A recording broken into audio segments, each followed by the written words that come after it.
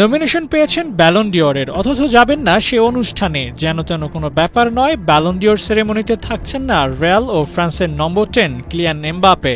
তবে এই দিনটাই ফরাসিরা লিখে রাখছে মোটা দাগে, কারণ ওদের 3 জন নমিনেশন পেয়েছে ব্যালন ডিওরের।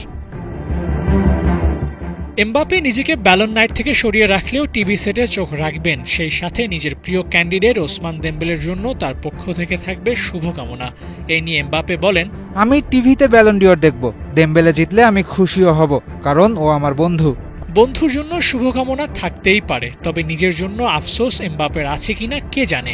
কেননা ব্যালন ডিওরের শর্ট লিস্টে তার থেকে বেশি গোল নেই আর কারো।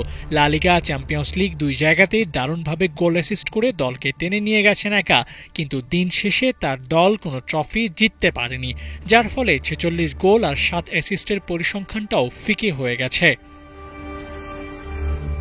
অন্যদিকে 53 ম্যাচে 53 গোল অ্যাসিস্ট করা ব্যালন ডিওরের জয়ের সবচেয়ে ফেভারিট হয়ে উঠছেন দেমবেলে, কারণ তার কাছে আছে লিগ 1, কুপ দে ফ্রান্স আর সবচেয়ে বড় হাতিয়ার চ্যাম্পিয়ন্স লিগ জয়।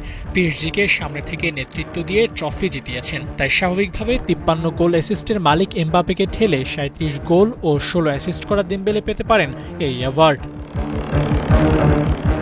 তবে এমবাপের পারফরমেন্সের পরিসংখ্যান তাকে টপ 5-এ অনায়াসী রাখতে পারত, কিন্তু না, সেরা 5-এও নাই এই ফরাসি।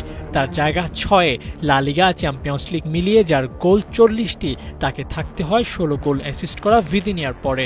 এর থেকে স্পষ্ট হয়ে যায় 2024-25-এর ব্যালন ডিওর জয়ের দৌড়ে কতটা পিছিয়ে এমবাপে। এমবাপে নিজেও জানেন তার হাতে উঠছে না এই অ্যাওয়ার্ড, যার কারণেই হয়তো নিজেকে সরিয়ে নিয়েছেন এই অনুষ্ঠান থেকে। সাধারণত অ্যাওয়ার্ড নাইটে নমিনেশন পাওয়া ফুটবলাররা উপস্থিত থাকেন, কিন্তু এমবাপে থাকছেন না। অ্যাওয়ার্ড না পাওয়ার আক্ষেপ বেশ ভালোভাবেই হয়তো জেকে বসেছে। আবু নাইম, ৭১।